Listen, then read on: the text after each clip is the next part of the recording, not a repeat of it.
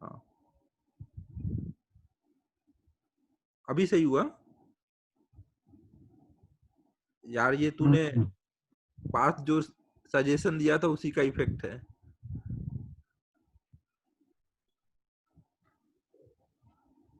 वो ऐसे ही सही है यार, वो ऐसे नहीं हो पा रहा है वो।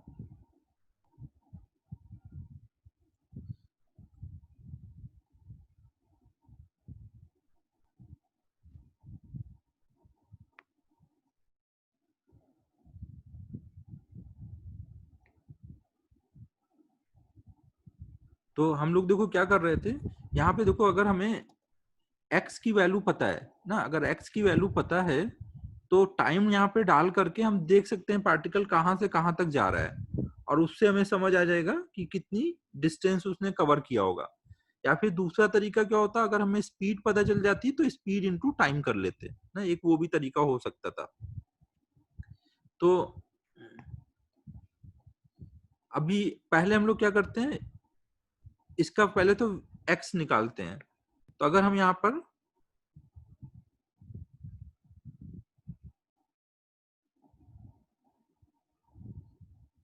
यहाँ पे dx बाई dt करें, dx बाई dt करेंगे तो कितना आ जाएगा, 0 + 1 - 2t, और ये बराबर आ जाएगा 0 के। सॉरी, अभी 0 नहीं, तो ये हमारा क्या आ जाएगा, स्पीड आ गई। स्पीड आ गई हमारी v = 1 - 2t। अब देखो जब तक स्पीड पॉजिटिव रहेगी उसका क्या मतलब होगा कि पॉजिटिव पार्टिकल जो है वो एक्स एक्सिस के लॉन्ग, पॉजिटिव एक्स एक्सिस के लॉन्ग चल रहा है, और स्पीड जब नेगेटिव हो जाएगी तो पार्टिकल किधर चल रहा होगा, नेगेटिव एक्स एक्सिस के लॉन्ग। ठीक है, क्लियर है सबको? तो हम यहाँ पर, हाँ ओजस अनम्यूट करके बताओ क्या डाउट है।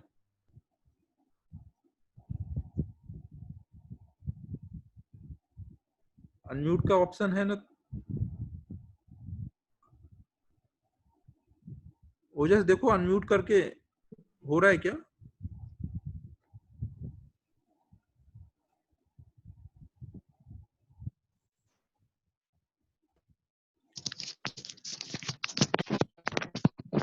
हाँ, बोलो।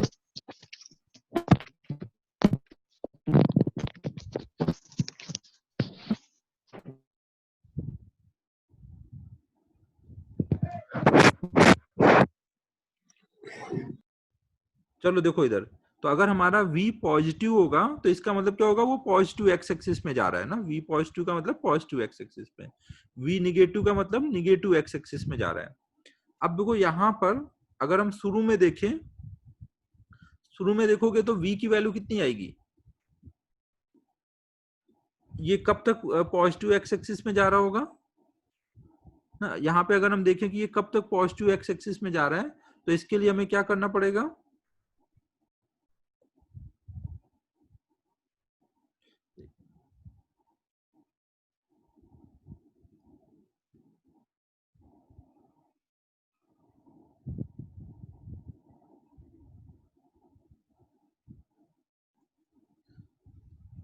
हमको देखो ये चेक करना पड़ेगा कि v कब तक ग्रेटर देन 0 है। तो हम यहाँ पे डाल देंगे 1 - 2t, v की वैल्यू डाल देंगे ना, ग्रेटर देन 0। ये इसको बोलते हैं इनक्वालिटी ना, ये इनक्वालिटी मैथ में आपको सिखाया जाएगा। तो इससे आ जाएगा 1 > 2t, तो ये आ जाएगा 1/2, 2 उधर चला गया, मतलब जब तक टाइम हाफ सेकेंड से कम है ना, जब तक टाइम हाफ सेकेंड से कम है तब तक वो किधर जा रहा है, पॉजिटिव एक्स एक्सिस के अलॉन्ग ना।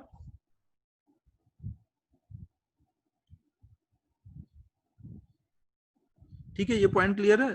तो अब देखो हमें यहाँ पे क्या निकालना है कि x = 0 पे, टाइम 0 पे पार्टिकल कहाँ था, फिर टाइम हाफ सेकेंड तक तो वो इधर को गया होगा, और फिर उसके बाद उल्टा आया होगा, और 2 सेकेंड पे कहीं इधर पहुंच गया होगा। तो अब ये सब वैल्यू निकालो, टाइम 0 डालोगे तो x कितना मिलेगा, यहाँ पे टाइम 0 डालो, इसमें इस इक्वेशन में टाइम 0 डालोगे तो x कितना मिलेगा, 1 ना। तो इसका मतलब पार्टिकल शुरू में कहाँ पर था, x = 1 पर। फिर जब टाइम हाफ सेकेंड डालोगे ना, फिर जब टाइम हाफ सेकेंड डालोगे तो पार्टिकल कहाँ पहुंच चुका है, यहाँ डाल दो x की वैल्यू, हाफ सेकेंड डालो, x में t की वैल्यू 1 प्लस 1/2 माइनस 1/2 का स्क्वायर मतलब 1/4, तो ये कितना आ जाएगा 5/4 ना।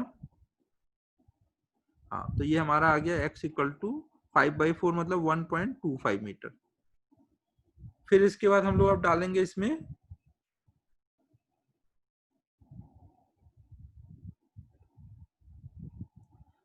पार्थ डाउट टू अनम्यूट करके पूछ, उससे ज्यादा समझ आएगा क्या हो रहा है। इसको डायग्राम को थोड़ा और मुझे सही से बनाना है, इसलिए इसको थोड़ा यहाँ से हटाता हूँ।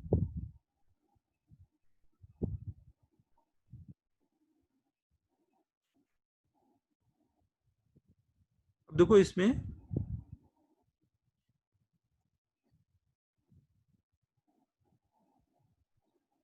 अब हमें ये निकालना है कि जब टाइम, अभी हमने ये कब का निकाला जब टाइम था हाफ सेकेंड, फिर हमने निकाला टाइम जब 2 सेकेंड हो जाएगा, 2 सेकेंड हो जाएगा।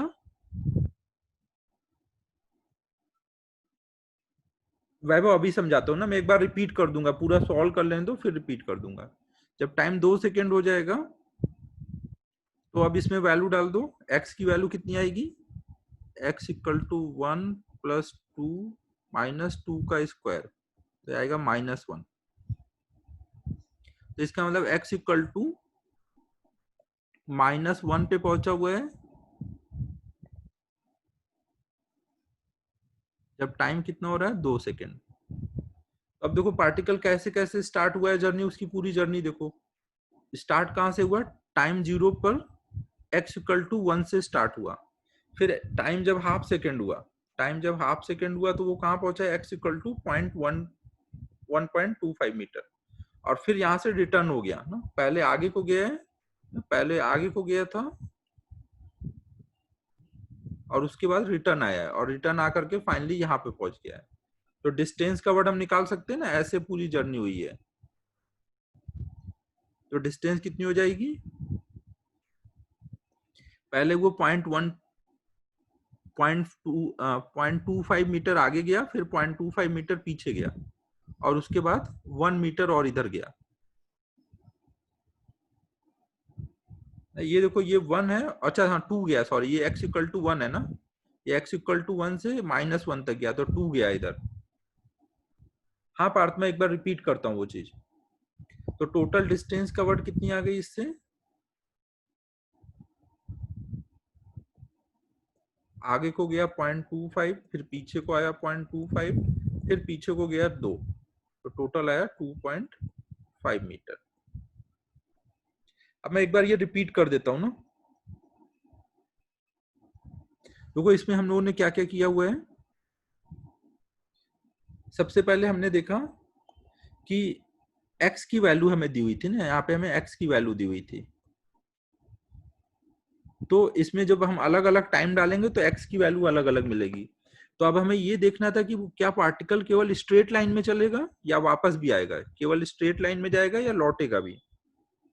तो उसके लिए हमने v निकाला ना, v कैसे निकालते हैं, dx/dt करके ना। तो x को डिफ्रेंशिएट कर दिया, जब x को डिफ्रेंशिएट किया तो उससे हमें क्या मिल गया, ये 1 - 2t। तो v की वैल्यू कितनी आ गई, 1 - 2t। अब ये जो v की वैल्यू है ये कब तक पॉजिटिव रहेगी, ये जब तक पॉजिटिव रहेगी तभी तक वो पॉजिटिव डायरेक्शन में चलेगा ना, जब तक ये पॉजिटिव होगा तब तक वो पॉजिटिव डायरेक्शन में चलेगा। तो अब ये v पॉजिटिव मतलब v की वैल्यू कितनी है 1 - 2t, ये पॉजिटिव, v पॉजिटिव मतलब क्या 1 - 2t, तो मैंने यहाँ डाल दिया v पॉजिटिव मतलब 1 - 2t पॉजिटिव। तो इससे 2t को हमने दूसरे साइड कर लिया, तो आया t less than half second, मतलब t की वैल्यू जब तक हाफ सेकेंड से कम होगी तब तक v पॉजिटिव होगा। ठीक है, जब तक ये देखो इसको सॉल्व करके क्या है, t इधर है ना, लेस देन है, इसका मतलब है ना, इसका मतलब क्या है कि t is less than half second ना, जब तक हाफ सेकेंड से कम होगा तब तक v पॉजिटिव होगा। नहीं नहीं, इनक्वालिटी की साइन क्यों चेंज होगी पार्थ, आपने यहाँ पे कोई निगेटिव वगैरह कुछ मल्टीप्लाई नहीं किया है ना। जब नेगेटिव साइन मल्टीप्लाई करते हैं तब इनक्वालिटी की साइन चेंज होती है ना। -2t को उधर ले गए ना, -2t को उधर लाने से थोड़ी साइन चेंज हो जाता है।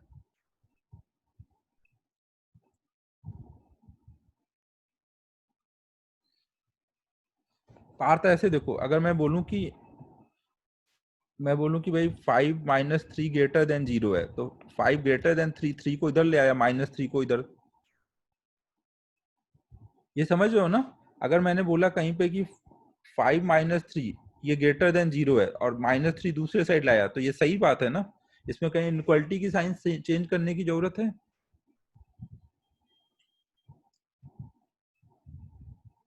ठीक है, तो अब देखो हमने ये समझ आ गया कि वो कब तक पॉजिटिव डायरेक्शन में चलेगा और फिर उसके बाद वो कब निगेटिव डायरेक्शन में जाएगा ना, ये बात हमें समझ आ गई। अब हमने उसके अकॉर्डिंग एक्स की टाइम डाली और एक्स की वैल्यू निकाल ली ना। वैल्यू आने के बाद फिर हमने ये कैलकुलेट कर लिया कि कितनी डिस्टेंस कवर हुई है। ठीक है, फिर मैं ये सारा नोट शेयर कर दूंगा ना।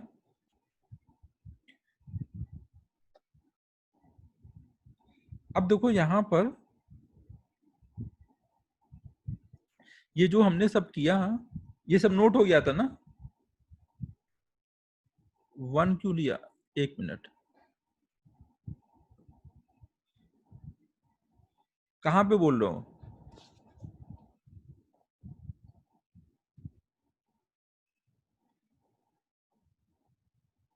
आयुष 1 क्यों लिया, कहां पे बोल रहे थे? 1 मीटर। ये देखना टाइम 0 डालो ना यहाँ पर, इसमें देखो टाइम जब 0 डालोगे, इस वाली इक्वेशन की बात हो रही है, तो कहां पे था शुरू में? टाइम 0 डालोगे तो वो कहां पे था ना। टाइम 0 डालोगे तो एक्स की वैल्यू 1 आएगी ना। हमने टाइम डाला एक्स वाले इक्वेशन में हर जगह ना, टाइम डाला तो उससे आया है।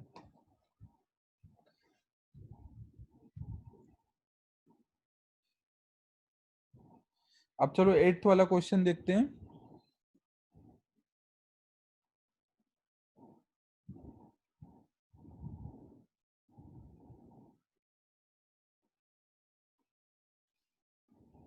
देखो 8th से पहले ये जो 6th वाला क्वेश्चन था, इसका सेकेंड मेथड भी सीख लेते तो बेटर होता ना, वो एक अच्छा तरीका होगा। तो हम लोग पहले वो भी करेंगे ना।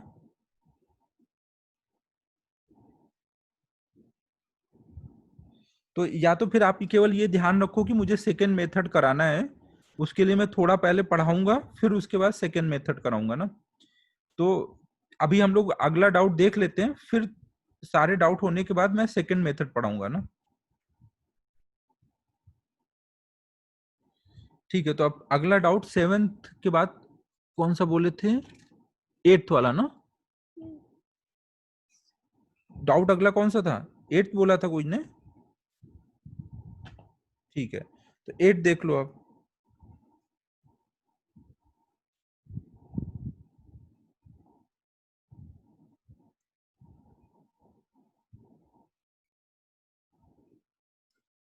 देखो 8th वाले में क्या गिवन है?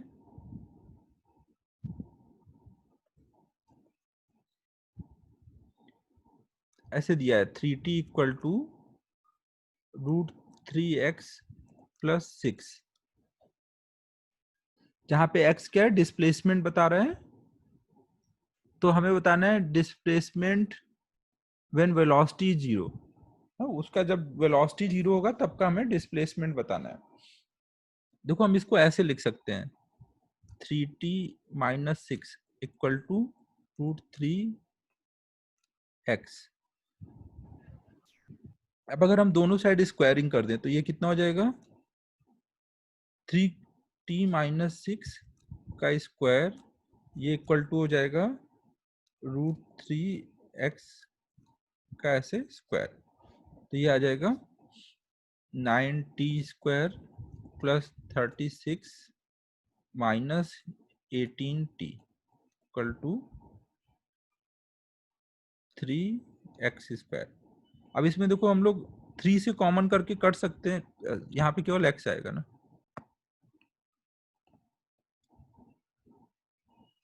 3 कॉमन कर देते हैं तो ये हो जाएगा 3t² प्लस 12 माइनस 9t। अब देखो हम इसको ऐसे लिख सकते हैं, x इक्वल टू, कहाँ पे 36 बोल रहे हो?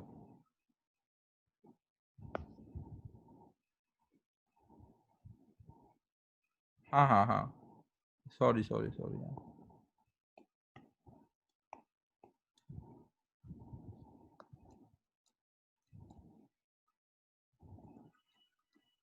अब सही है ना सब?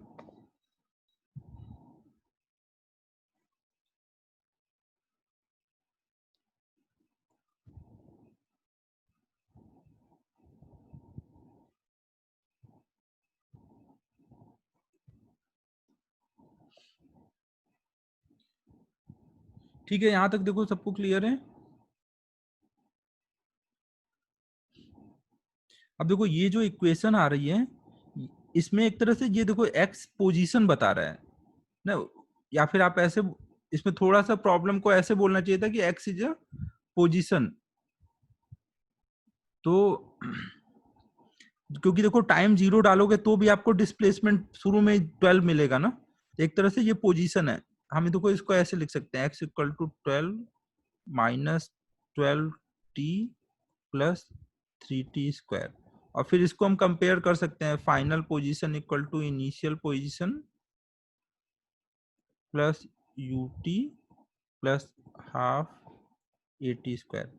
हाँ सर आयु वैसे भी हो जाएगा, बट थोड़ा हम लोग ऐसे करेंगे तो थोड़ा सा इजी दिखेगा इनको, और डिफ्रेंशिएट करके भी कर सकते हैं ना।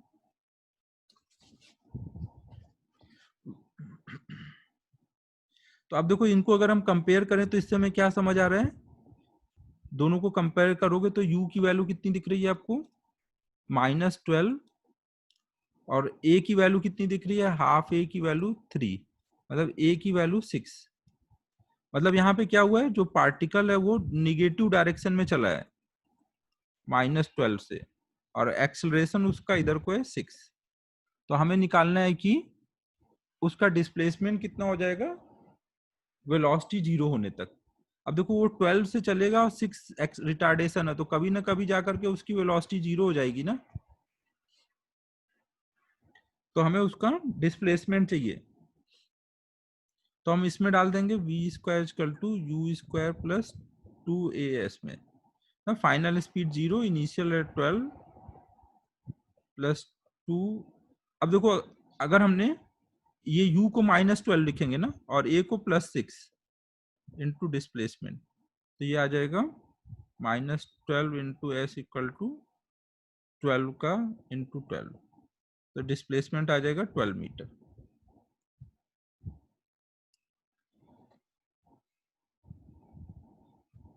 ठीक है, सबको समझ आया क्या क्या किया मैंने? मैंने यहाँ पे देखो इसको ut प्लस हाफ at² के टर्म में लिख दिया ना, और फिर उससे कंपेयर कर दिया है। तो इससे मुझे u पता चल गया है, a पता चल गया है, तो मैंने अब उस चीज को यहाँ डायग्राम में दिखाया और सोच लिया कि कितना डिस्प्लेसमेंट होगा।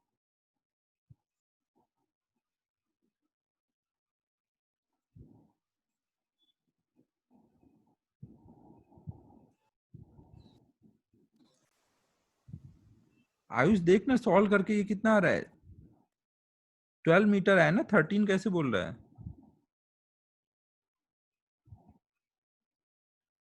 आंसर में क्या दिया है? अच्छा, एक मिनट देखने दो।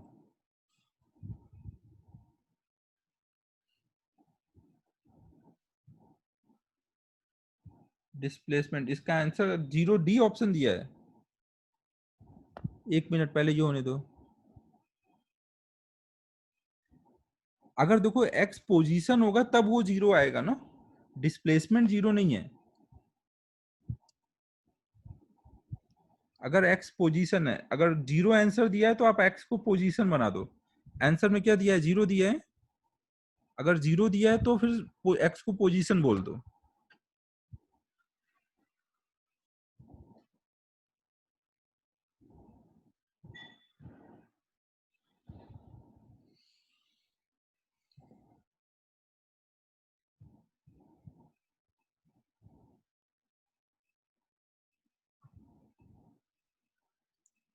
देखो यहाँ पे एक बार ये पहले सिचुएशन सही से समझो ना।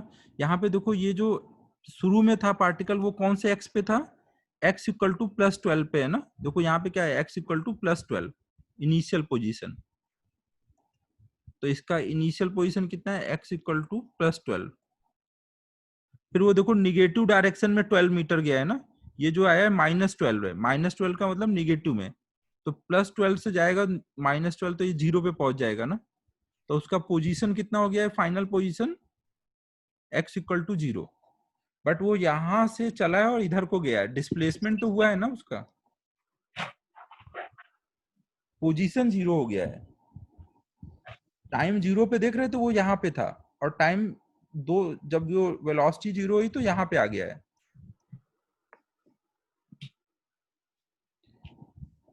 ये समझ आ रहा है ना। अभी उसने वेलोसिटी 0 होने के बाद वो रिटर्न आएगा ना, तो जब तक वेलोसिटी 0 नहीं हुई है तब तक तो वो एक ही डायरेक्शन में गया होगा ना, तो डिस्प्लेसमेंट तो आएगा ही। तो डिस्प्लेसमेंट 0 नहीं हो सकता, पोजीशन 0 हो सकता है। कुछ समझ आ रहा है मैं क्या बोल रहा हूँ? हेलो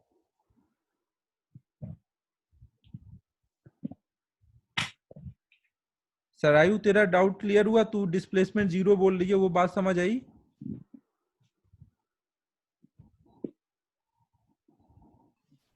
सर लेकिन आंसर की में D 0 दिया है, तो वो गलत है क्या?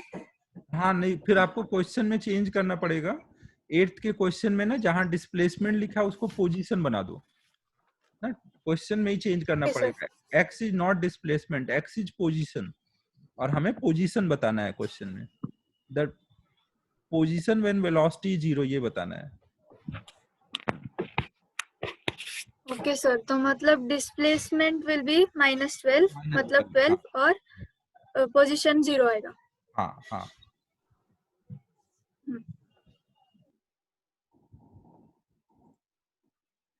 आयुष +12 से शुरू है और माइनस डायरेक्शन में 12 गया है, तो 0 पे आ गया है इसलिए।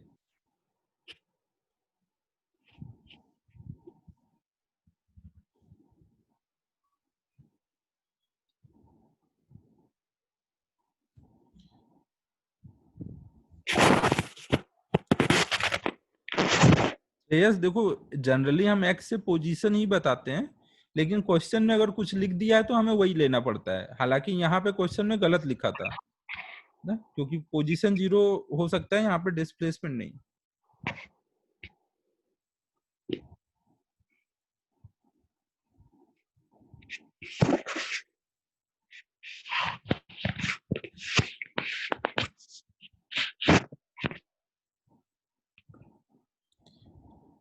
फोर्थ प्रॉब्लम देखना है अब।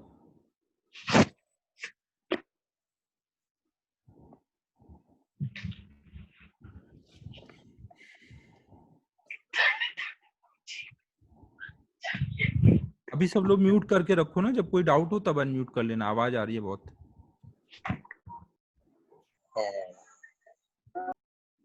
क्वेश्चन नंबर 4 देखो, body A moves with uniform acceleration A and 0 initial velocity. कोई बॉडी ए है, वो moves with uniform acceleration A और इनिशियल वेलोसिटी 0 है। Another body B starts from the same point in same direction. कोई दूसरी body B है, same जगह से स्टार्ट हो रही है और वो कांस्टेंट वेलोसिटी v से चल रही है। तो ये कितने टाइम बाद वो मिलेंगे, हमें ये बताना है। तो जब वो मिलेंगे तो वो कोई एक उनका डिस्प्लेसमेंट सेम होगा ना, और शुरू में देखो कौन आगे निकल जाएगा। शुरू में इसके पास v स्पीड है जबकि इसकी स्पीड 0 है, तो शुरू में कौन फास्ट जा रहा है, b वाला ना। शुरू में b वाला फास्ट जा रहा है, लेकिन ए वाला एक्सेलरेट करके आ रहा है, तो स्पीड बढ़ती जाएगी और कभी ना कभी वो बी को क्रॉस करेगा। मान लो कहीं यहाँ पे जब ये पहुंचे हुए हैं तब जाकर के वो क्रॉस हो रहा है। तो इतनी देर में दोनों के डिस्प्लेसमेंट निकालो। ए का डिस्प्लेसमेंट कितना बोलोगे, ए के लिए डिस्प्लेसमेंट बोलोगे ut, u0 है हाफ at², और बी का डिस्प्लेसमेंट बोलोगे, बी की का a0 है ना, उसका केवल v इंटू टी बचेगा, हाफ at² वाला टर्म उसका 0 है। दोनों इक्वेट कर दो, इससे टाइम आ जाएगा। ठीक है, फोर्थ हो गया। फिर फिफ्थ वाला,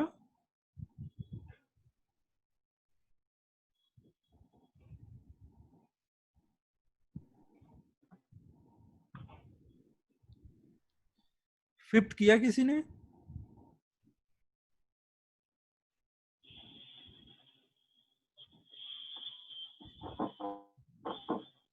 पार्थ नहीं आ रहा है क्या? देख ना, डिस्प्लेसमेंट दोनों का इक्वेट करेंगे, half AT square equal to V into T. यार म्यूट करो ना, देखो आवाज आ रही है किसके यहाँ से। इक्वल टू हो जाएगा 2V/A, ये आंसर आ रहा है, फर्स्ट ऑप्शन।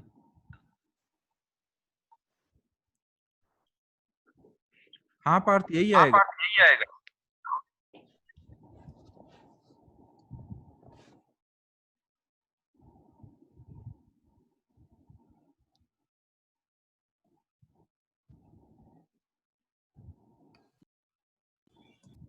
यार ये वॉइस इको हुआ होगा क्योंकि कोई और ने भी वो अनम्यूट कर रखा होगा ना। हेलो, अभी भी इको आ रहा है? मैंने अभी सबको म्यूट किया।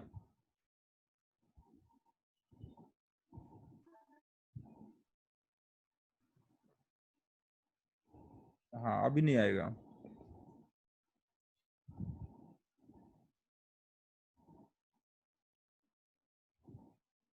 फिर फिफ्थ वाला करना था।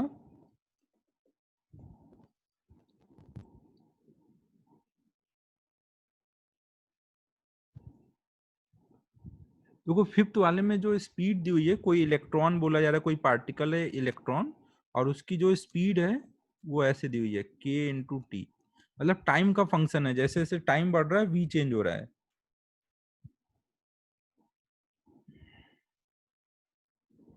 और k की वैल्यू कितनी दी हुई है? 2। तो आप ऐसे लिख सकते हो v इक्वल टू 2t। तो आप इसका क्या मतलब हुआ, एक तरह से अगर हम इसको इससे कंपेयर करें v equal to u plus at से, तो ये इलेक्ट्रॉन की इनिशियल स्पीड कितनी है? 0, और एक्सेलरेशन कितना हो रखा है? 2। तो हमें क्या निकालना है? Distance travelled in first 3 second. तो हम ऐसे निकाल सकते हैं, displacement equal to U T plus half AT square. तो ये 9 मीटर आ गया। एक तो हम ऐसे कर सकते थे, या फिर हम दूसरा क्या कर सकते थे, ये v इक्वल टू हमें 2t दिया है, हम v को ऐसे लिख सकते हैं ना, हाँ dx/dt।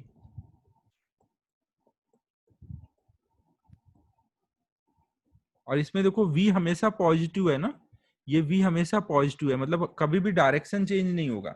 अब डायरेक्शन चेंज नहीं होगा तो इसका मतलब क्या है ना, वो एक ही डायरेक्शन में जा रहा है, तो चाहे डिस्प्लेसमेंट निकालो या डिस्टेंस, एक ही बात है। तो हम इसमें ऐसे इंटीग्रेट करके बता देंगे, dt को इधर ले आए और दोनों साइड इंटीग्रेट कर देंगे।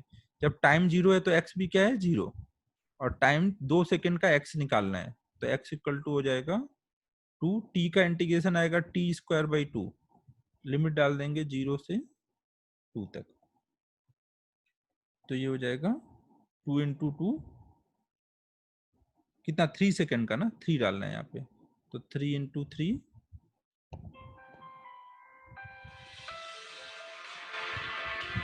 9 हो जाएगा।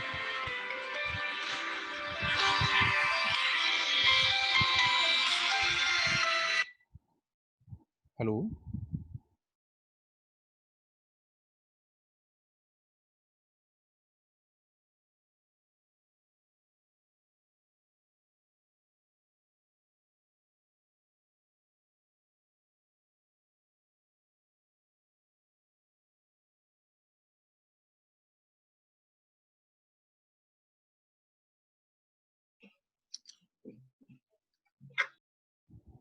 हेलो, सबको समझ आया ना क्या क्या हुआ है? अबे तो सारा लग रहा है होमवर्क मुझे ही मिल रखा है, सारे क्वेश्चन तुम लोगों ने करा दिए मुझसे।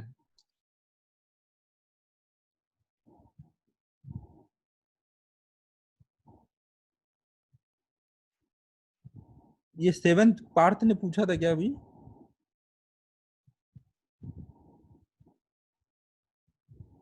पार्थ, गिरा गिरा के मारूंगा, तू 7th क्वेश्चन पूछेगा अगर तो। 7 क्वेश्चन पूछने लायक नहीं है।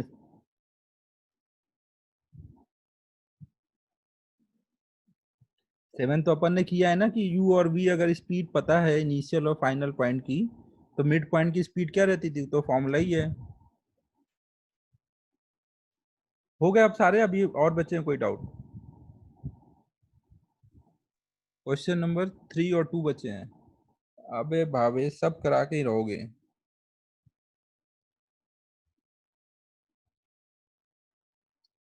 चलो जल्दी जल्दी वो भी करा देता हूँ।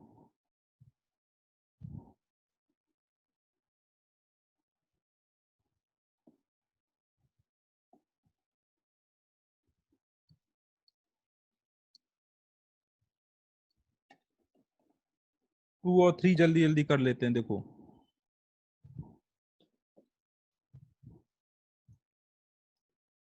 क्वेश्चन नंबर 2 में क्या है? A body A starts from rest with acceleration a1 after 2 second, another body starts from rest with acceleration a2।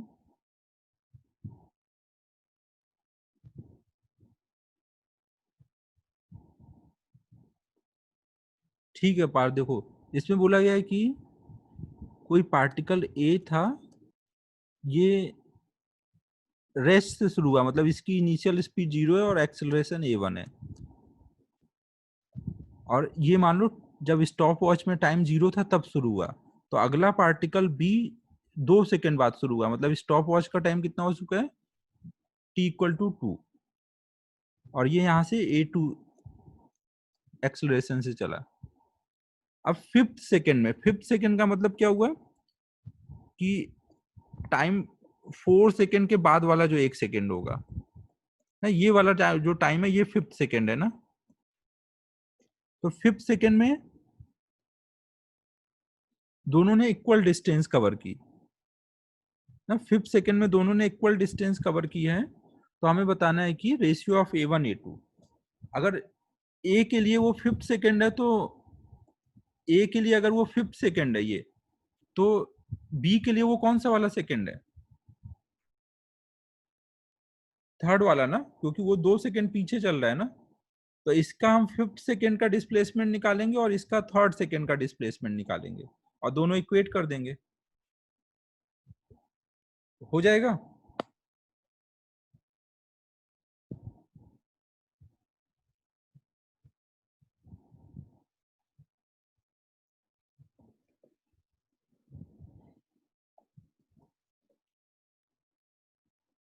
ठीक है, फिर इसके बाद अब थर्ड वाला देख लेते हैं।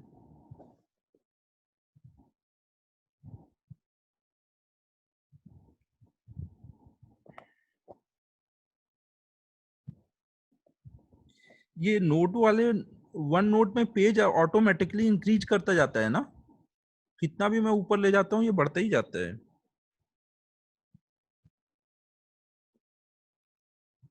ये तो सही चीज है फिर। चलो अब थर्ड वाला देखते हैं। A particle experiences constant acceleration for 20 second after starting from rest. Rest से शुरू हुआ कोई पार्टिकल और 20 सेकेंड तक कांस्टेंट एक्सेलरेशन से चला। 20 सेकेंड तक उसका एक्सेलरेशन कांस्टेंट था। If it travels a distance s1 in first 10 second and s2 in next 10 second, then अब देखो इसमें बोला गया कि वो पहले 10 सेकेंड में कुछ s1 चला है, तो पहले 10 सेकेंड में जो s1 चला वो बड़ा होगा या अगले 10 सेकेंड में जो s2 चला वो बड़ा होगा? कौन सा बड़ा होगा? s2 बड़ा होगा, क्योंकि बाद में स्पीड बढ़ती जा रही होगी ना।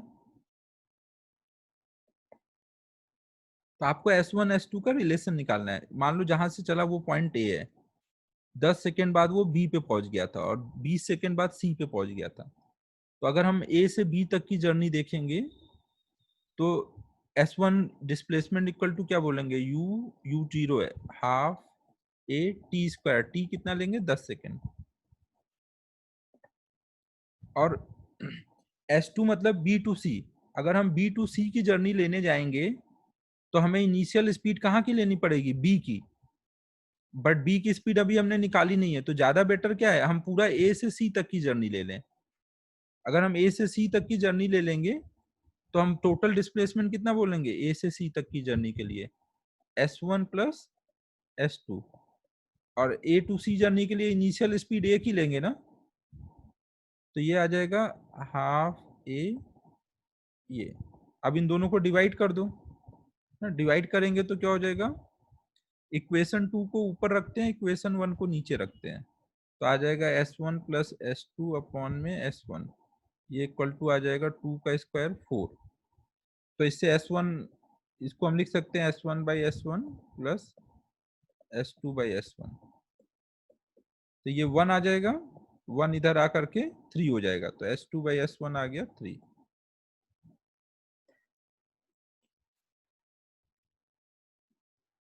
ठीक है, हो गए सारे डाउट।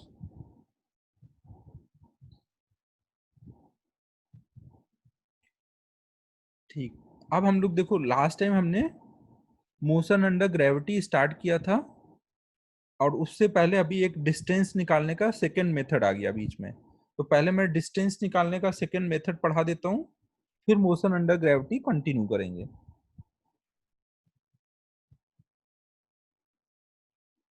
अबे अभी भी डाउट बचा हुआ है, 6 क्या है, हाँ वही वही सेकंड वाला मेथड उसका, हाँ वही कर रहे हैं। हाँ, तो अब हम लोग नेक्स्ट स्टार्ट कर रहे हैं।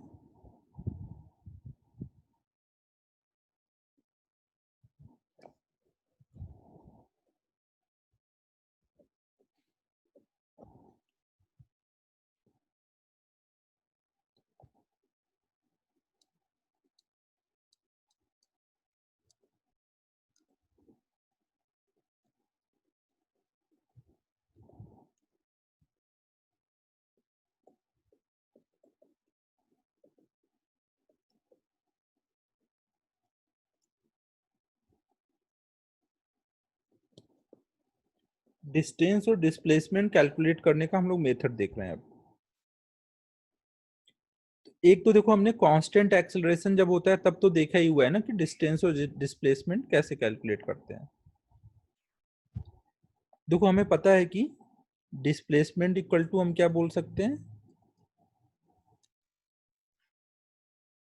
Velocity into time. अगर वेलोसिटी कांस्टेंट है तो डायरेक्ट हम वेलोसिटी इनटू टाइम करके हम लोग ये फॉर्मूला लगा के निकाल सकते हैं अगर वो कांस्टेंट है। और अगर वो वैरी कर रहा है ना, डिस्प्लेसमेंट इक्वल टू हम ऐसे, सॉरी वेलोसिटी इनटू टाइम, जब वेलोसिटी कांस्टेंट है। आर्यन अभी मोशन अंडर ग्रेविटी हम लोग अभी कंटिन्यू करेंगे ना, वो अभी स्टार्ट हुआ है, अभी तो उसमें बहुत बचा है। ये हम बीच में ये मेथड 2 सिखा रहे हैं ना, डिस्टेंस डिस्प्लेसमेंट कैलकुलेट करने का तरीका, ये करके फिर मोशन अंडर ग्रेविटी करेंगे। तो देखो डिस्प्लेसमेंट निकालने का ये फॉर्मूला कब होता है, जब वेलोसिटी कांस्टेंट होती है, और अगर वेलोसिटी वेरी हो रही होती है तो हम उसको एक छोटे से dt टाइम के लिए कांस्टेंट मान लेते हैं। तो dt टाइम में डिस्प्लेसमेंट आ जाएगा v इंटू डी टी, और उसको इंटीग्रेट कर देंगे तो हमें डिस्प्लेसमेंट मिलेगा। जब वेलोसिटी कांस्टेंट होगी तो डायरेक्ट वेलोसिटी इनटू टाइम, और जब वेलोसिटी वेरिएबल होती है तो उस टाइम पे हम ऐसे इंटीग्रेट करते हैं।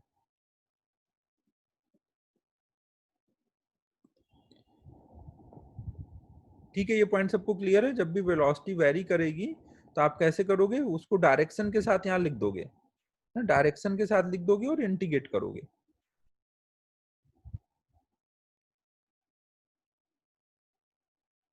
और डिस्टेंस के लिए हम क्या करते हैं,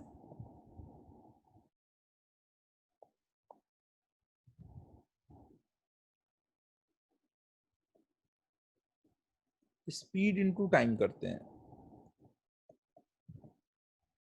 ये फॉर्मूला हम कब लगाएंगे, जब स्पीड कांस्टेंट होगी।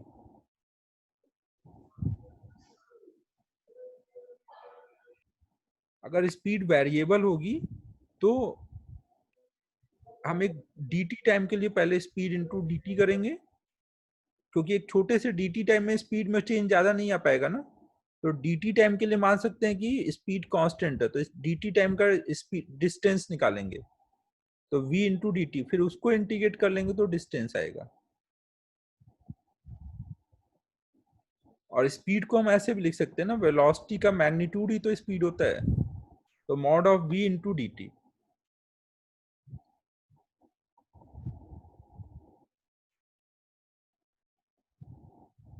आपको ये फॉर्मूला ध्यान रखना है डिस्टेंस के लिए, और ये फॉर्मूला ध्यान रखना है डिस्प्लेसमेंट के लिए। वेलोसिटी को इंटीग्रेट करके क्या मिलेगा, डिस्प्लेसमेंट, और स्पीड को इंटीग्रेट करके क्या मिलेगा, स्पीड को इंटीग्रेट करके क्या मिलेगा, डिस्टेंस। ये फॉर्मूला हमें याद रखना है ना, ये एकदम दिमाग में सेट कर लो। वेलोसिटी को इंटीग्रेट करने से डिस्प्लेसमेंट, और वेलोसिटी के मॉड को इंटीग्रेट करने से स्पीड, सॉरी डिस्टेंस, वेलोसिटी के मॉड को इंटीग्रेट करने से डिस्टेंस मिलेगा।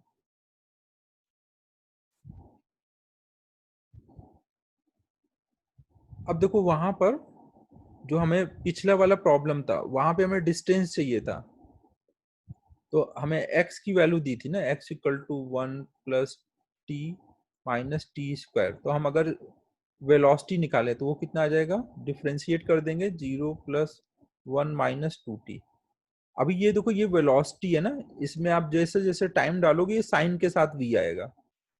लेकिन अगर आपको केवल स्पीड चाहिए तो आपको इसका मॉड लेना पड़ेगा। अभी ये जो है वो साइन के साथ है, तो अगर हम इसका मॉड ले लें, मॉड ऑफ v ले लें, तो ये हो जाएगा मॉड ऑफ 1 माइनस 2t।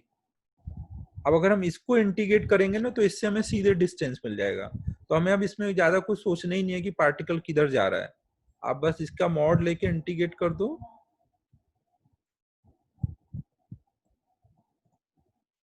ना, तो इससे डिस्टेंस आ जाएगा। अब मॉड लेने में बस आपको एक चीज ध्यान रखना है, आपको ये पता होगा कि मॉड ऑफ 5 कितना होगा, मॉड ऑफ 5 को 5 बोलोगे, और मॉड ऑफ माइनस 5 को क्या बोलोगे, वो भी 5 बोलोगे। मॉड ऑफ माइनस 5 को आप ऐसे बोल सकते हो कि माइनस ऑफ माइनस 5, जो अंदर है उसके आगे एक माइनस लगाना है तो वो प्लस 5 बन जाएगा। तो हम ऐसे बोलते हैं मॉड ऑफ एक्स में अगर एक्स ग्रेटर देन 0 है तो उसको हम क्या लिखते हैं, एक्स। और मॉड ऑफ एक्स में अगर एक्स लेस देन 0 है तो उसको क्या लिखेंगे, माइनस एक्स। माइनस लगाने से वो फिर एक्स प्लस में हो जाएगा ना। ये पॉइंट सबको क्लियर है, जब भी मॉड के अंदर की चीज प्लस में होती है तो मॉड सीधे हटा देते हैं, अगर माइनस में होती है तो उसके आगे माइनस लगाना पड़ता है ताकि वो प्लस हो जाए। मॉड का मतलब होता है केवल मैग्नीट्यूड, केवल प्लस में वैल्यू। तो अगर अंदर प्लस है तो अच्छी बात है, माइनस है तो प्लस कर दो। अब देखो वो वाले क्वेश्चन में, हाँ अब इंटीग्रेट करना सिखा रहा हूँ ना, मॉड का इंटीग्रेशन सिखा रहा हूँ ना। अब देखो मॉड का इंटीग्रेशन हम कैसे करते हैं,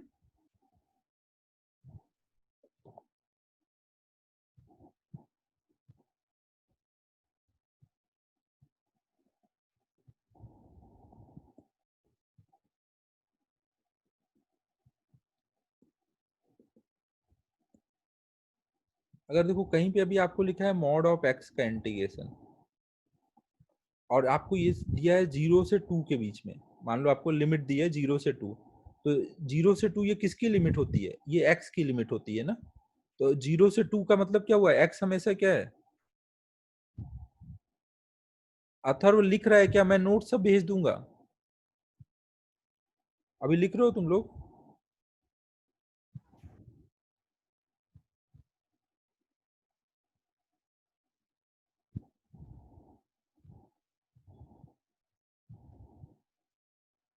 लिख लो फिर, जल्दी जल्दी लिख लो, फिर आगे कराता हूँ।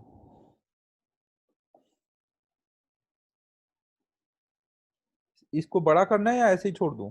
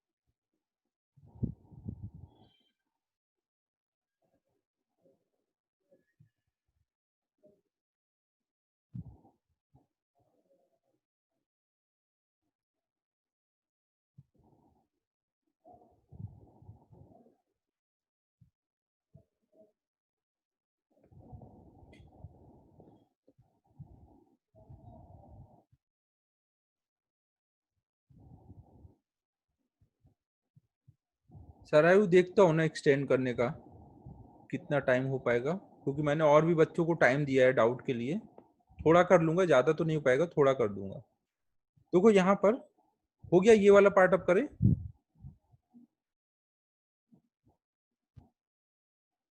तो हमें देखो 0 से 2 में इंटीग्रेट करना है ना। अगर हमें 0 से 2 में इंटीग्रेट करना है तो वहां पे x की वैल्यू क्या है, 0 से 2 मतलब x की वैल्यू पॉजिटिव है ना। जब पॉजिटिव है तो वहां पे इंटीग्रेशन में आप सीधे x को हटा दोगे, मॉड x को सीधे x लिख दोगे।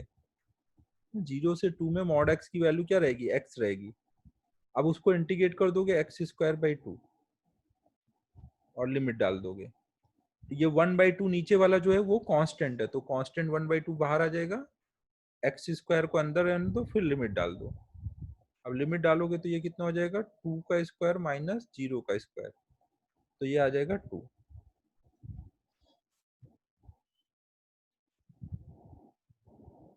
ठीक है, ये हमने देखो मॉड x का इंटीग्रेशन किया 0 से 2 में। ये नोट कर लो पहले तो।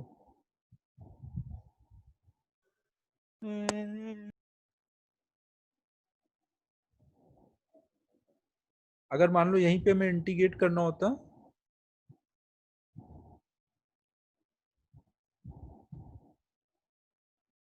मॉड x का इंटीग्रेशन कर रहे हैं,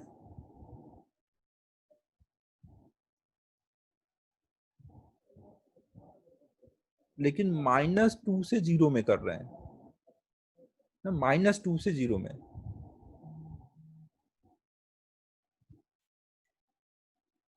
श्रेयस, ये जो मॉड x का इंटीग्रेशन होता है ना वो डेफिनेट में ही कर पाएंगे ना, जब तक x पता नहीं होगा प्लस है या माइनस, तब तक नहीं हो पाएगा। -2 से अगर 0 में कर रहे हैं तो वहां पे x क्या है, निगेटिव है ना।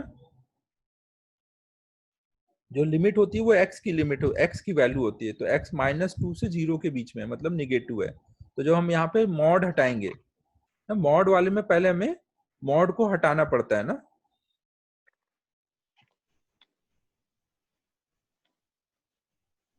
ये x की लिमिट होती है सर आयु ना, हमेशा यहाँ जो जिसके रिस्पेक्ट में इंटीग्रेट कर रहे हैं, या x के रिस्पेक्ट में इंटीग्रेट कर रहे हैं, तो ये x की लिमिट है। तो x कहाँ से कहाँ तक है, -2 से 0, तो मतलब x निगेटिव है। और मॉड वाले में हमेशा इंटीग्रेशन में हमें क्या करना पड़ता है, पहले मॉड हटाना पड़ता है। तो अगर x निगेटिव है तो मॉड हटाएंगे तो उसको क्या लिखेंगे, -x, तो माइनस बाहर आ जाएगा और ये ऐसे हो जाएगा। अब यहाँ पर माइनस को बाहर रहने दो, x का इंटीग्रेशन हो जाएगा x²/2। अब यहाँ पे लिमिट डाल देंगे -2 से 0, तो माइनस, ये नीचे 2 है ये बाहर चला जाएगा, यहाँ लिमिट डालेंगे 0 का स्क्वायर माइनस -2 का स्क्वायर, तो ये फिर से +2 आ जाएगा ना। मॉड फंक्शन का इंटीग्रेशन हमेशा प्लस में ही आएगा ना।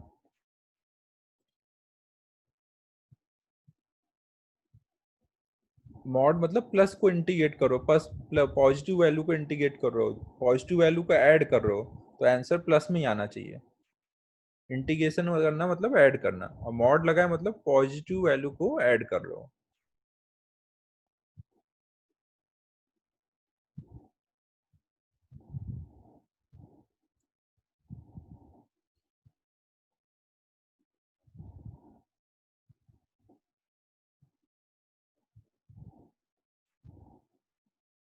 ये पहले नोट कर लो, हो गया नोट किए।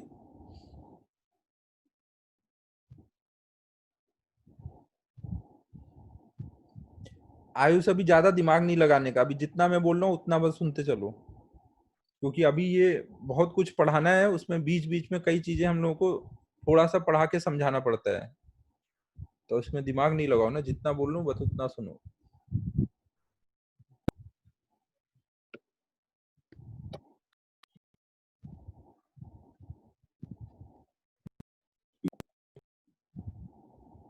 चलो नेक्स्ट पेज पे।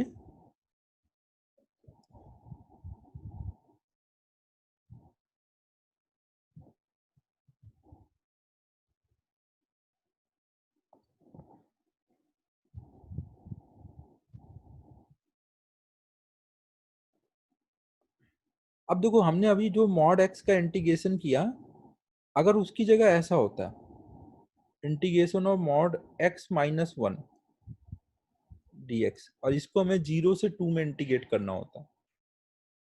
तो अब हम यहाँ पे क्या करेंगे,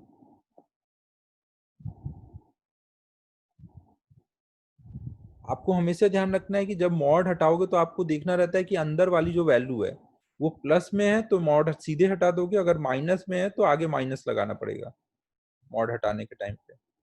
और इंटीग्रेशन में सबसे पहला काम क्या होता है, मॉड हटाओगे तभी इंटीग्रेट हो पाएगा।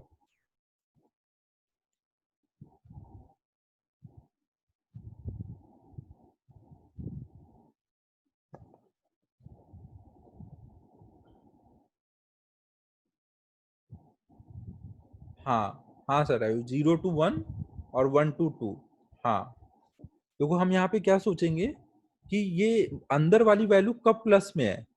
ये जो ये लिमिट दी हुई है, ये लिमिट तो किसकी दी हुई है, एक्स की।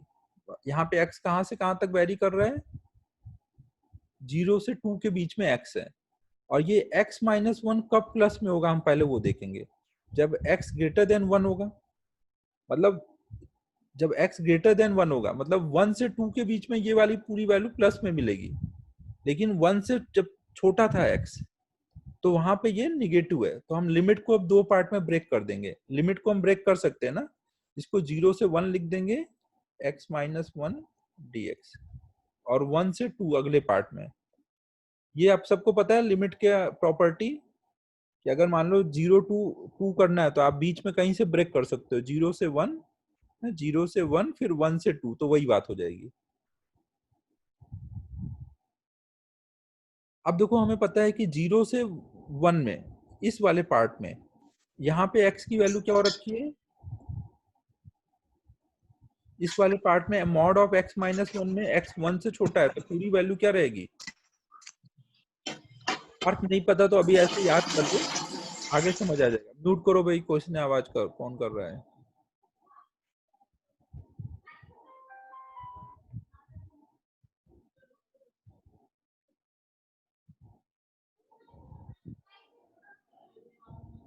तो देखो अगर x माइनस वन में x की वैल्यू 1 से छोटी रहेगी ना, x माइनस वन में अगर x की वैल्यू 1 से छोटी रहेगी तो ये पूरी वैल्यू क्या हो जाएगी, निगेटिव हो जाएगी ना।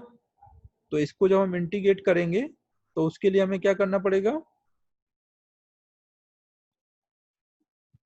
तो जब हम मॉड हटाएंगे x माइनस वन तो आगे माइनस लगा देंगे, आगे माइनस लगा देंगे, और 1 से 2, और 1 से 2, अब अगर x 1 से बड़ा हो गया है तो ये प्लस में है ना, तो सीधे मॉड हटा देंगे।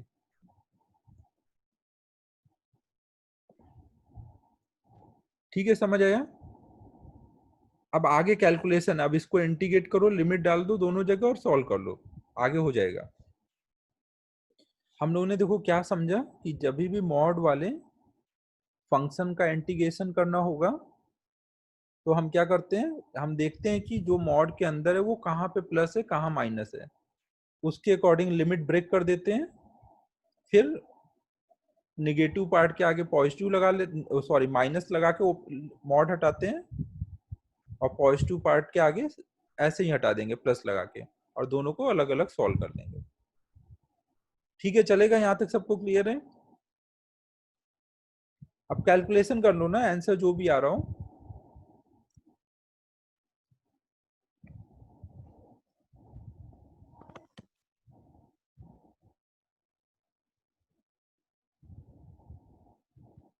अब हम लोग देखो उस वाले क्वेश्चन में आते हैं।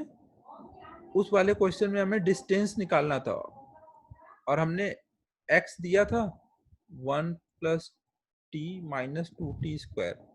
तो हमने इसको डिफ्रेंशिएट करके v निकाल लिया था। v कितना आ गया था, 1 माइनस, यहाँ पे t² था, 2t² नहीं, तो यहाँ आ गया था 1 माइनस 2t।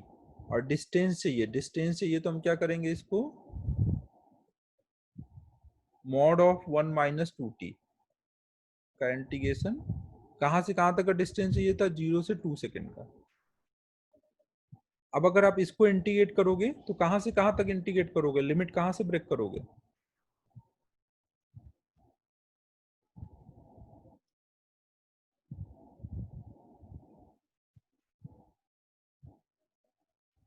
1 माइनस 2t है ना, 1 माइनस टी नहीं है पार्थ? हाँ, 0 टू हाफ और हाफ टू 2 ना। हम ये चेक करेंगे कि 1 माइनस 2t कब प्लस है, तो जब 1 ग्रेटर देन 2t, मतलब क्या हुआ, t लेस देन हाफ आया। जब t लेस देन हाफ है तब तक के लिए ये माइनस होगा, सॉरी प्लस होगा। तो इसको हम ऐसे ब्रेक कर देंगे,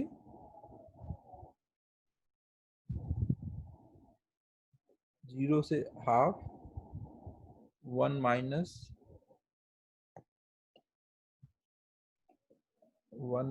2t dt प्लस हाफ से 2, 1 माइनस 2t dt। अब देखो 0 से हाफ में ये जो पूरी वैल्यू है ये प्लस में होगी ना, तो इसका मतलब इसको जब हम मॉड हटाएंगे तो माइनस नहीं लगाएंगे। लेकिन हाफ से 2 सेकेंड में, ये अंदर वाली वैल्यू माइनस है, तो मॉड हटाएंगे तो आगे माइनस लगा देंगे। तो ये कितना हो जाएगा,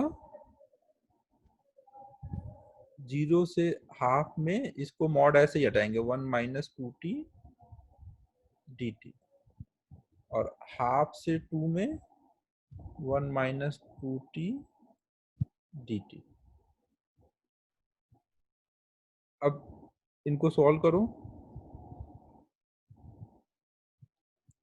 1 का इंटीग्रेशन t आएगा, 2t का इंटीग्रेशन क्या आ जाएगा, t स्क्वायर बाई 2।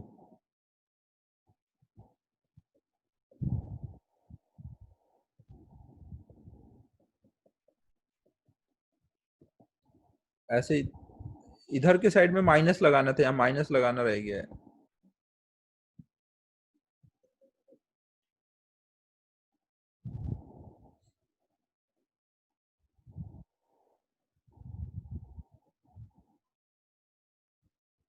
यहाँ पे देखो ये वाला माइनस अगर हम अंदर कर दें, ये माइनस अगर हम अंदर कर दें तो ये 2t माइनस 1 हो जाएगा ना।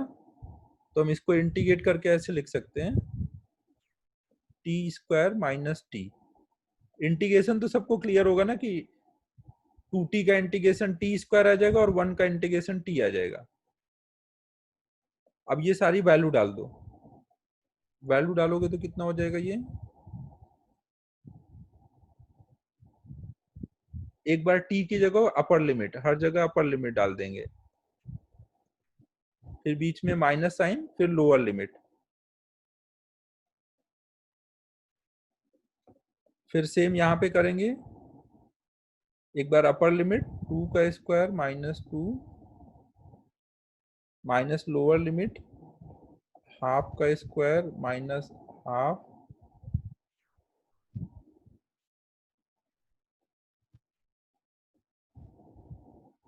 अब देखो ये कितना हो जा रहा है, 1/2 माइनस 1/4 प्लस यहाँ पे 2 का स्क्वायर 4 माइनस 2 माइनस 1/4 माइनस 1/2।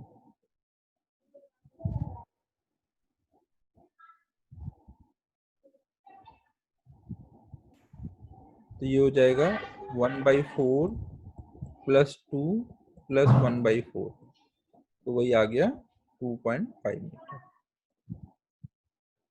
सबको समझ आया क्या क्या किया मैंने?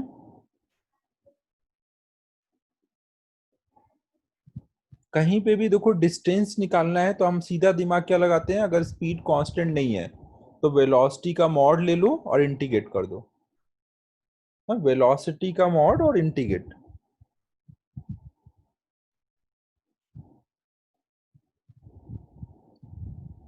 अब देखो थोड़ी सी दिक्कत आपको कहाँ हो सकती है अभी शुरू में, इंटीग्रेशन वगैरह में, तो वो तो अभी मैथ में आप डिटेल में पढ़ोगे तब तक सब चीजें क्लियर हो जाएंगी। फिजिक्स का कॉन्सेप्ट कहाँ तक है कि डिस्टेंस निकालना है तो वेलोसिटी का मॉड लेके इंटीग्रेट कर देंगे।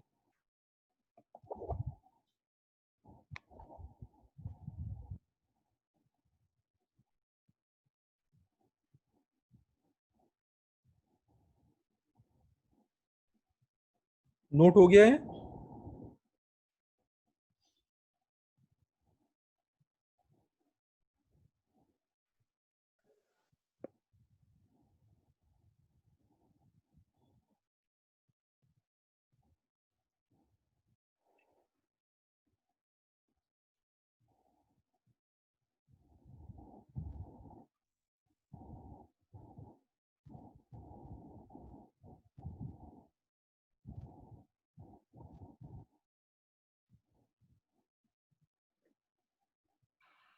देखो मोशन अंडर ग्रेविटी हम लोगों ने लास्ट टाइम स्टार्ट किया था।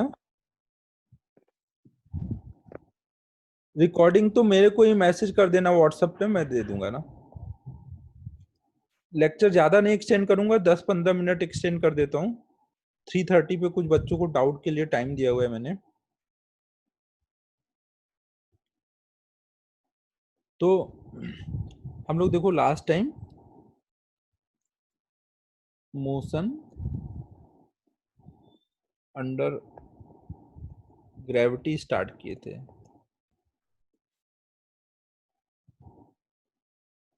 तो मोशन अंडर ग्रेविटी में हमने क्या देख लिया था कि अगर हम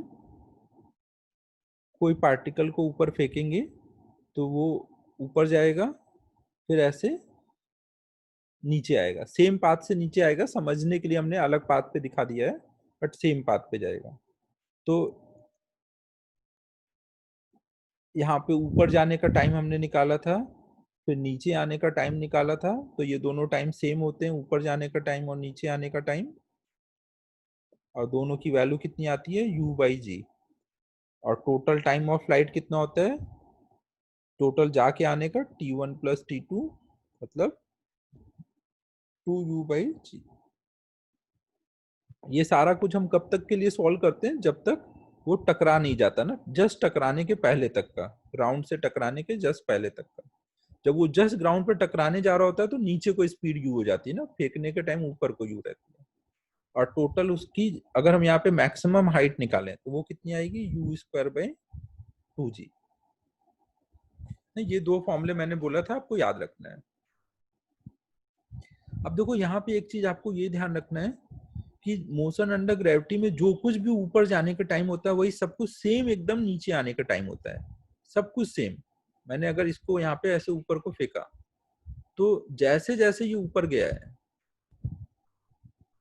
वैसे वैसे ये नीचे आएगा।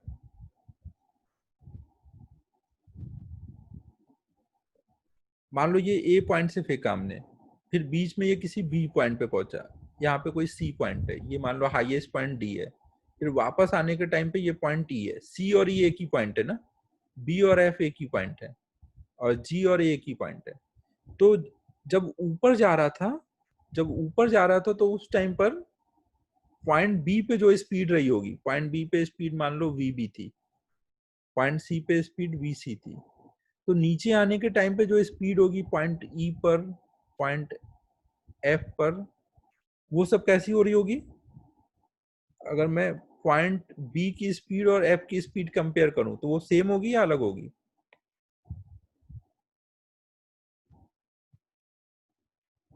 सेम होगी ना। हमेशा ध्यान रखो, जैसे जैसे ऊपर जाता है मोशन अंडर ग्रेविटी में वैसे वैसे ही नीचे आता है। तो पॉइंट बी पे ऊपर जाने के टाइम में ऊपर को वी बी था, नीचे आने पर एफ पर जब पहुंचा तो वी एफ हो गया, बट डायरेक्शन बस चेंज हो जाएगा। मैग्नीट्यूड वाइज अगर हम देखेंगे तो बोलेंगे पॉइंट बी की स्पीड बराबर होगी पॉइंट एफ की स्पीड। एफ मतलब वो सेम ही पॉइंट है ना, एक ही लाइन पे आ रहा है वापस, हमने समझने के लिए अलग अलग लाइन ली हुई है। और पॉइंट सी पे जो स्पीड होगी वही हम बोलेंगे पॉइंट ई पे स्पीड होगी। अगर हम यहाँ पे टाइम देखें, बी से सी तक का टाइम देखें ना, बी से सी तक का टाइम देखें तो वो सेम वही टाइम होगा जो ई से एफ तक का नीचे आने पर होगा। यहाँ पे अगर हम टाइम देखें, time for B to C ऊपर जाने का बराबर होगा time for E to F नीचे जाने का ना। ऐसा हम कोई भी दो पॉइंट ले सकते हैं, अपवर्ड मोशन और डाउनवर्ड मोशन में, और हम वहां पे सब कुछ वही सेम होगा, ये कॉन्सेप्ट लगा सकते हैं। तो ये पॉइंट हमें नोट करना है।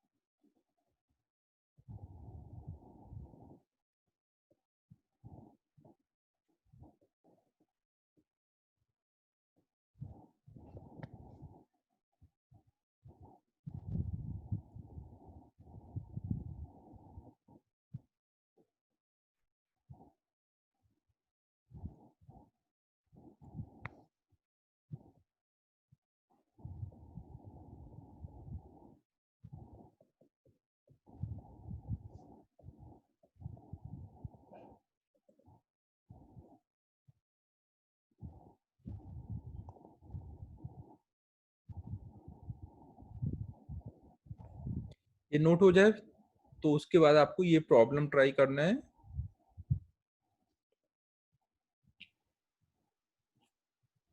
एक पार्टिकल को हमने ऊपर को फेंका, तो अब ये ऊपर जाएगा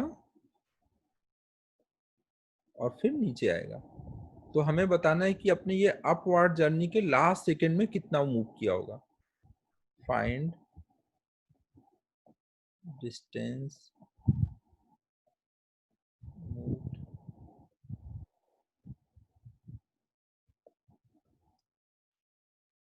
bye particle in last second of its upward journey. Note करो, फिर ये बताओ। एक्सेलरेशन ड्यू टू ग्रेविटी की वैल्यू जी की वैल्यू 10 ले लेना।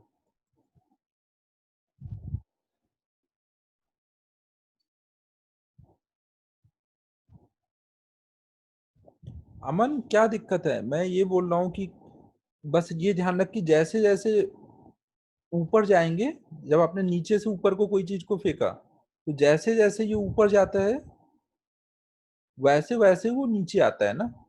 अपवर्ड जर्नी और डाउनवर्ड जर्नी में सब कुछ रिपीट होता है।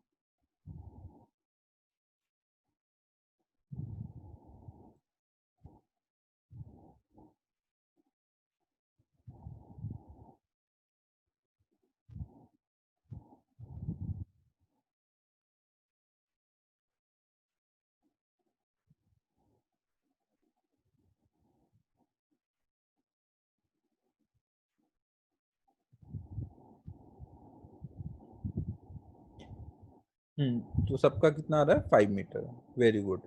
तो अब देखो, हमें यहाँ पर इस प्रॉब्लम में ये नहीं बताया गया कि अपवर्ड जान ये कितनी स्पीड से ऊपर को फेंका गया है, और हमसे क्या पूछा गया है ना, ये कि ये जब अप जो अपवर्ड मोशन है उसके लास्ट सेकंड में कितना चलेगा। अब वो अपवर्ड जर्नी कितने सेकंड की रही होगी हमें नहीं पता। हो सकता है ऊपर जाने में 10 सेकंड लगाओ, 20 सेकंड लगाओ, हमें नहीं पता। बट हम दूसरे साइड से सोचेंगे। हमें अपवर्ड जर्नी का इनिशियल स्पीड पता ही नहीं है, तो हमें पता नहीं कि कितने सेकंड में ऊपर जाएगा, तो कौन सा वाला लास्ट सेकंड होगा। लेकिन ऊपर जाने का जो लास्ट सेकंड होगा वही नीचे आने के टाइम पे फर्स्ट सेकंड में वही चीज हुई होगी ना। तो हम ऐसे सोचेंगे कि डाउनवर्ड जर्नी का फर्स्ट सेकंड में कितना चला है। तो हम यहाँ पे क्या दिमाग लगा देंगे कि डाउनवर्ड जर्नी का ये फर्स्ट सेकंड में कितना चला। मान लो यहाँ से जब चलना शुरू करेगा, ये मान लो पॉइंट ए है, ये बी है, ये कुछ सी है। तो बी से यहाँ पे मान लो सी ले लेते हैं, ये कुछ डी। एक सेकेंड, हम लोग यहाँ पे ले लेते हैं बी, यहाँ पे सी, यहाँ पे डी। तो हमें पता है कि जो बी से सी में हुआ होगा वही सी से डी में हुआ होगा। श्रेयस, ये आप तब लगा पाओगे ना जब आपको टाइम पता हो ना, कितनी देर में वो ऊपर गया है। टाइम नहीं पता ना हमें, या फिर टाइम को अपवर्ड जर्नी के टाइम को।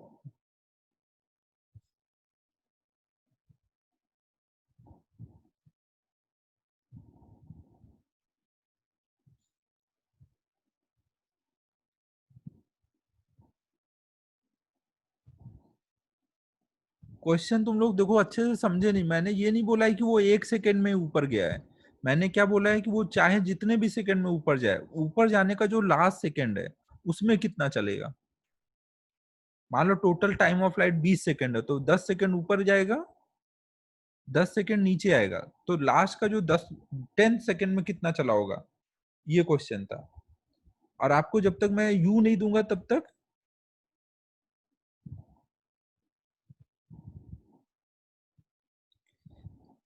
VT minus half AT square में टी जो होता है पूरी जर्नी का टाइम होता है ना, UT plus half AT square या VT minus half AT square का टी जो होता है पूरी जर्नी का टाइम होता है। वो nth सेकेंड वाला वो होता है ना U plus half A two T minus one.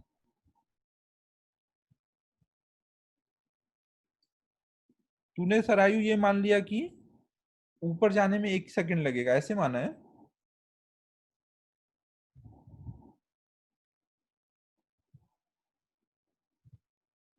तू सरायु अनम्यूट करके बता क्या बोलना चाह रही है।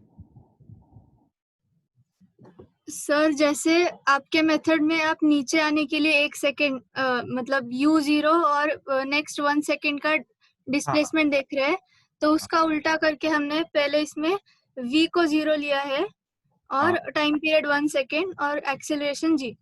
अच्छा, तूने ऐसे सोचा, केवल इतना हाँ बी टू सर। का सोच रही है कि सी पॉइंट की स्पीड पता है और बी से सी में कितना गया वो सोच रही है। वेरी गुड, अच्छा है। हम्म। तो हम लोग देखो यहाँ पर बी टू सी सोच सकते हैं या सी टू डी, तो हम लोग सी टू डी सोच रहे हैं। सी टू डी सोचेंगे तो इनिशियल स्पीड कितनी पकड़ लेंगे, 0 ना। एक्सेलरेशन ड्यू टू ग्रेविटी नीचे को होगा तो माइनस जी, और टाइम कितना लेंगे, अपवर्ड जर्नी का लास्ट सेकेंड मतलब डाउनवर्ड जर्नी का फर्स्ट सेकेंड। और फिर इसमें हम डाल देंगे S equal to U T, U 0 है, हाफ ए की वैल्यू 10 लेनी है, टाइम 1 सेकेंड, तो -5। तो माइनस बता रहा है, नीचे को 5 आया है, तो ऊपर जाने के टाइम ऐसे ऊपर को 5 आया होगा। तो ऐसा हम कुछ भी पूछ सकते हैं ना कि अपवर्ड जर्नी के लास्ट 2 सेकेंड का बताओ, लास्ट 4 सेकेंड का बताओ। तो लास्ट सेकेंड के जितना भी डिस्प्लेसमेंट निकालना होगा तो उसके लिए डाउनवर्ड मोशन का उतने सेकेंड का निकाल सकते हैं, या फिर जैसे सरायु ने किया वैसे भी कर सकते हैं। सरायु का मेथड समझ आया सबको।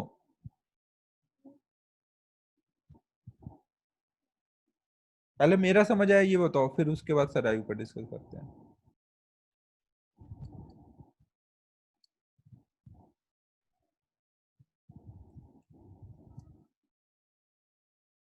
अमन देख, मैं ये बोल रहा हूं कि जो भी बी टू सी में हुआ होगा, जो कुछ भी बी टू सी में होगा,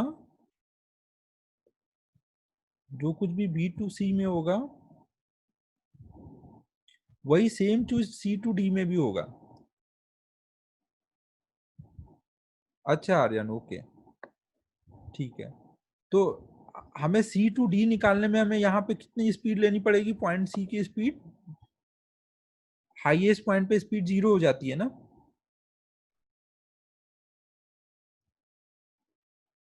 तो सी टू डी लेकर के सॉल्व कर लिया और हाईएस्ट पॉइंट पे स्पीड 0 ले लिए और टाइम 1 सेकेंड। और इसमें सरायु ने क्या किया था, उसने बी टू सी जर्नी केवल देखा, तो बी टू सी जर्नी के लिए टाइम कितना लगेगा, 1 सेकेंड, लास्ट सेकेंड है ना वो। और सी की स्पीड, फाइनल स्पीड पता है 0 है, तो उसने उसके लिए जो हमने फॉर्मूला देखा था we T minus half A T square, final speed के टर्म में जो फॉर्मूला था वो यूज कर दिया है। ठीक है, सबको क्लियर है ना क्या क्या हुआ।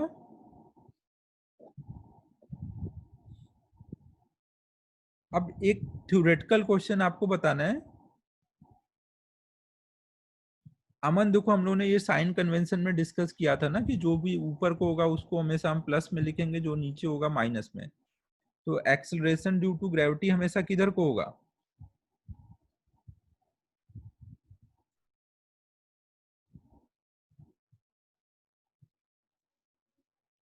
समझा ना, हमेशा एक्सेलरेशन ड्यू टू ग्रेविटी नीचे को होता है ना, तो इसलिए उसको हम लोग हमेशा माइनस में ले रहे हैं।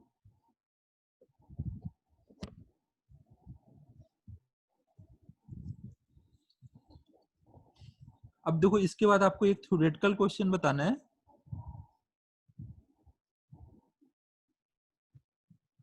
यार अभी मोशन अंडर ग्रेविटी में थोड़ा और पढ़ाने के बाद होमवर्क दूंगा, तो अभी तो बस रिवाइज ही वगैरह ही करना है ना, जितना दिया वही करो, मतलब जितना पढ़ाया बस रिवाइज कर लेना। अब यहाँ पे हम बस एक थ्योरेटिकल क्वेश्चन जल्दी से देख के आप लेक्चर फिनिश करते हैं आज का। एक हमें अब ये बताना है कि is it possible to have zero velocity and non zero acceleration? क्या कोई पार्टिकल में ऐसा हो सकता है कि उसकी velocity zero but acceleration non zero? अगर हो सकता है तो कोई एग्जांपल दो।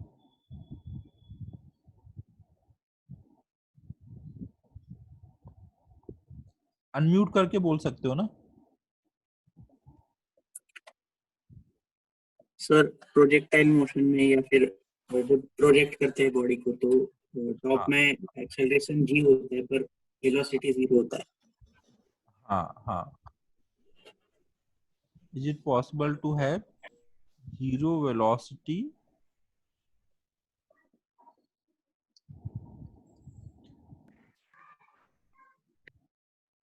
and non-zero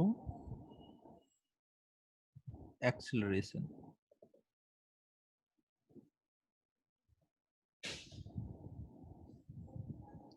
रेवती क्या बोल रही है? कौन सी लैंग्वेज लिख रही है? चाइना से इंस्पायर्ड लग रही है।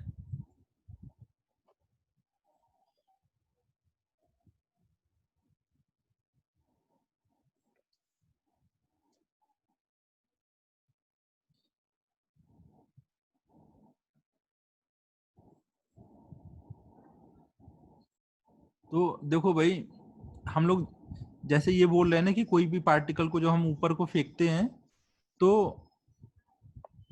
हाईएस्ट पॉइंट पे क्या होता है? जब भी हम कोई को ऐसे ऊपर को फेंकेंगे तो वो जाएगा, फिर ऐसे लौट के वापस आएगा। तो हाईएस्ट पॉइंट पे v कितना हो जाता है? जीरो। लेकिन क्या हाईएस्ट पॉइंट पे एक्सेलरेशन भी जीरो हो गया है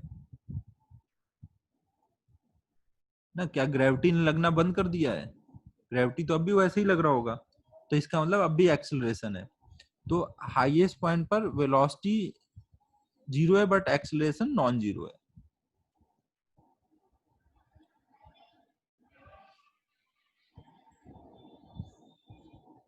ना तो कई बार हमें ऐसा लगता है कि वेलोसिटी जीरो है तो फिर एक्सेलरेशन कैसे आएगा ना, तो ऐसा नहीं है ना। एक्सेलरेशन अलग चीज है, वेलोसिटी अलग चीज है।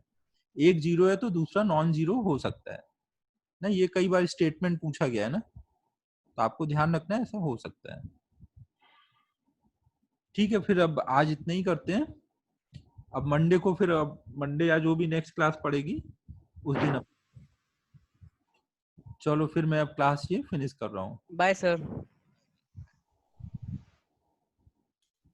Bye bye sir. Bye. Thank you.